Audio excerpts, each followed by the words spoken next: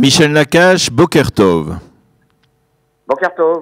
Alors je rappelle que vous êtes membre du board de Kalita et que vous avez été, pour de nombreux auditeurs, le président des éclaireurs et éclaireuses israélites de France. Et en cette journée du 7 mai, tout à fait particulière, journée du second tour des élections présidentielles en France, vous avez tenu à nous livrer votre éditorial.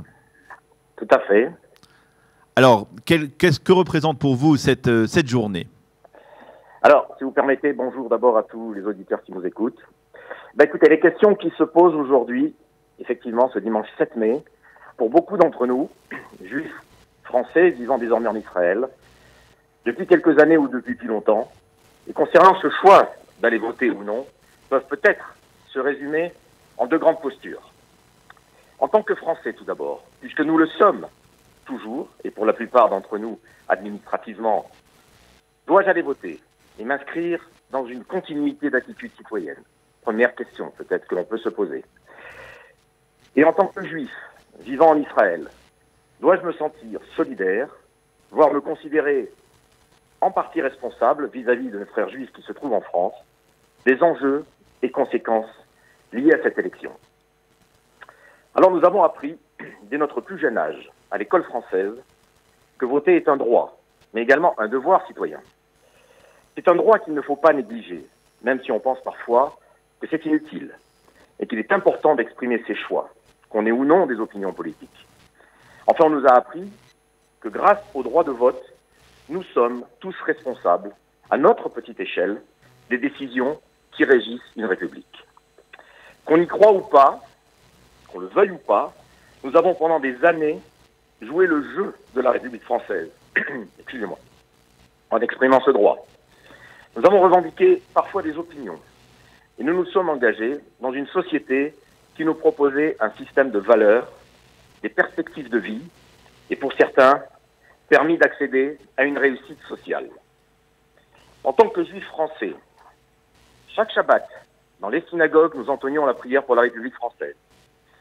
Que la France soit forte et grande pour l'union et la concorde, que la France jouisse d'une paix durable et conserve son rang glorieux au milieu des nations, que la France reste fidèle à sa noble tradition de défendre toujours le droit et la liberté. Alors aujourd'hui, devons-nous faire abstraction de cette éducation civique? Pouvons-nous renier ces paroles dès lors qu'aujourd'hui nous vivons ici en Israël? Avons-nous le droit de ne plus nous sentir concernés, d'autant qu'on nous propose de poursuivre notre contribution au destin de cette République? Pour ma part, j'ai grandi et vécu dans cet univers de pensée et de culture. J'ai bénéficié du meilleur et peut-être évité le pire grâce à ce modèle. Et je me sens donc un devoir d'apporter ma voix pour permettre que cette France conserve ses valeurs, son attraction et sa place dans le monde. Et pour ma part, ce n'est pas uniquement de la reconnaissance pour ce que la France nous a donné, mais simplement de la cohérence avec cette éducation reçue, avec ce que nous sommes culturellement, d'autant plus que si les valeurs que nous avons portées risquent d'être bafouées, comme cela peut être le cas aujourd'hui, selon le résultat de cette élection. Et en tant que juif, la question doit, de mon point de vue, se poser de la même façon. Car le judaïsme, en France, s'est épanoui notamment durant ces dernières décennies, entre autres parce que nous partagions avec cette République française le même système de valeurs, humaniste et universaliste.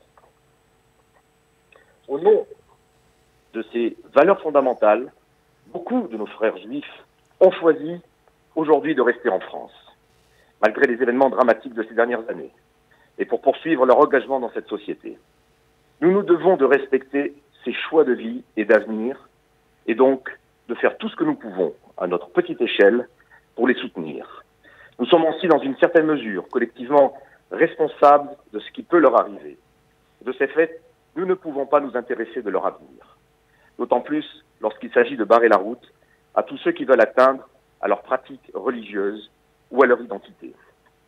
Car en tant que juifs, nous savons plus que d'autres à quoi ont conduit les idéologies d'exclusion, le racisme, la xénophobie, l'antisémitisme, puisque nous l'avons malheureusement vécu dans notre chair.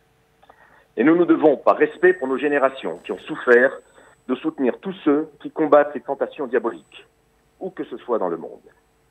Et donc, pour toutes ces raisons, je considère en tant que juif, d'origine et de culture française et vivant en Israël, que voter aujourd'hui est un devoir, que voter pour l'élection d'un futur président de la République française respectueux des valeurs humaines est une obligation, et qu'empêcher que s'installe dans le pays de notre enfance exclusion, repli de soi et perte de notre identité est une responsabilité.